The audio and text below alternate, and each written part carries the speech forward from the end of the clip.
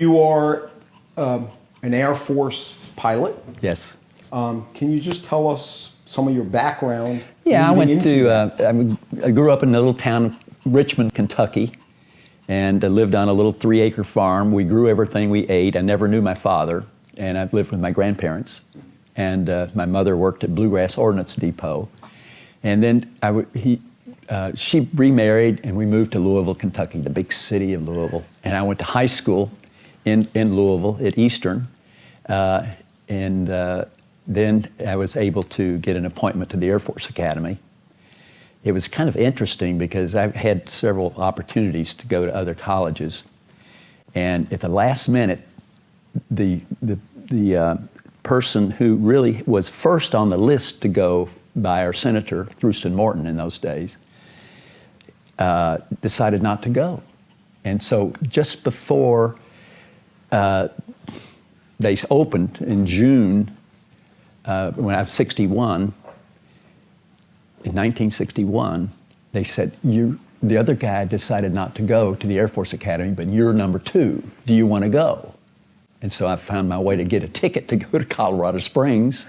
And so I was in the 7th graduating class at the Air Force Academy, of course, West Point. We call it Hudson High, and Annapolis, Canoe U, had been there for years and years and years. So I was one of the very first to get through the Air Force Academy. And then get into pilot training. I always wanted to fly fighters, and had the opportunity to get into the F-4D, brand new. And I went to proving ground test to develop the smart bomb, we called it. And it was a walleye missile. And there were 4 crews of us that were sent over by the Joint Chiefs of Staff to go to Ubon, Thailand, where I flew combat. I had 90 missions. I had 21 over Laos and 69 over Hanoi, and places further than that on the China border. We had some places to try out the smart bomb before we went downtown Hanoi, they called it. And like I say, on my 90th mission, I was bagged, and I almost had the plane to get it to the Gulf. I could see the boats ready to pick me up, for instance. And all of a sudden, the plane had a big flame coming out, 2.5 aircraft lengths long. I had a chase plane following me, and it just went upside down, and I had to punch out pretty low altitude at the time. But I almost made it to the water and didn't. And within 12 or 15 minutes, I was captured. You're flying this mission. Yeah. When did you first, was it like a vibration, or how did you know you had been hit?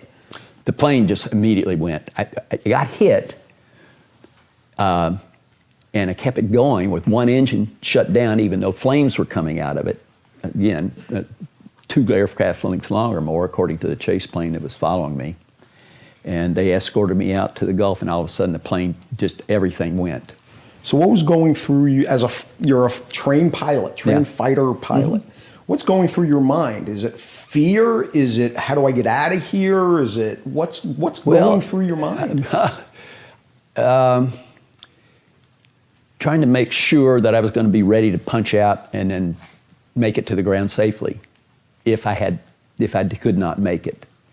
And like I say, you had people talking to me, saying, "Wayne, you're doing fine, to keep it going, we'll get you there." So that was helpful, to have people that you could communicate with. And I can tell you this, over the 5 years and 2 months that I spent as a prisoner of war, communication was vital.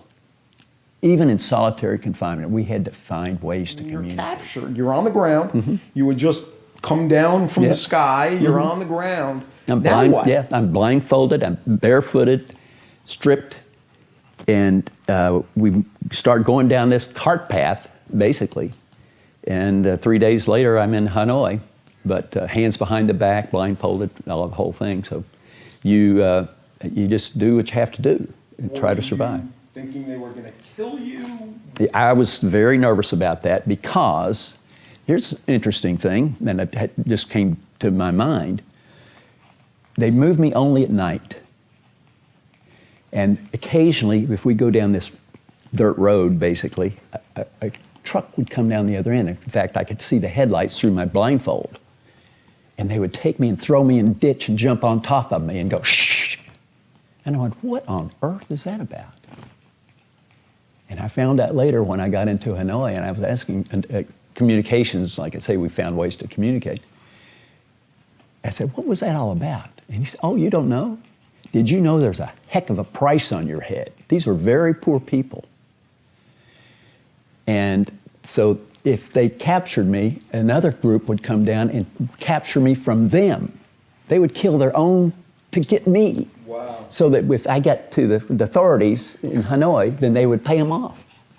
So There's a price on your head. So they were going to make sure if they hid me and let the truck go by, that they wouldn't find me. On the China border for about 2 years, which was rugged.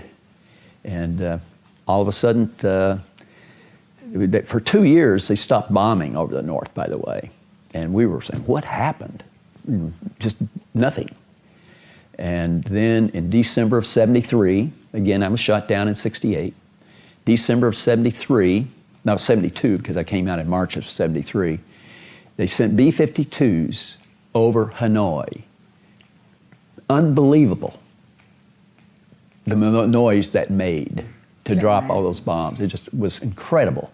And we were cheering because we knew this was the end of the war. They had that Paris peace talks going on for years, just silent for us. And we were pretty much in solitary confinement for most of it. And then occasionally they had to move us after that bombing. They moved us on the China border for a while, and we were in larger groups together. And we did things like teach each other things.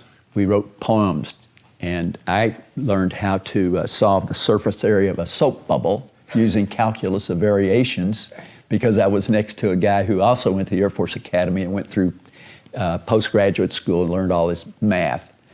So that was what we did just to keep ourselves going. Like I said, I had whole books of poems to you name it. We all have lots of different emotions, and I think if we emote all of them, you're in it. I mean, you need to grieve for your loved ones, and that's a process. But if you don't grieve, then you feel guilty. But there's also this opportunity for us to, I think,